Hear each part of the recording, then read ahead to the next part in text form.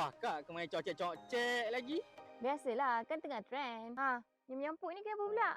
Bukan nak menyampuk. Saya nak hantar barang ni je.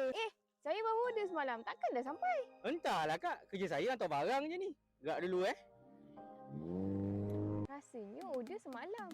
Oh ya, Shopee lagi cepat jaminan penghantaran hari esok. Kalau korang nak tahu, Shopee tengah adakan kempen 10-10 Festival Jenama bermula dari 26 September sehingga 13 Oktober 2025. Dengan Shopee Mall ada 50% diskaun lagi murah. Shopee lagi murah ada lebih 100 jenama tengah sale tau. Kalau korang tak percaya, korang boleh bandingkan harga dekat Shopee dengan platform X.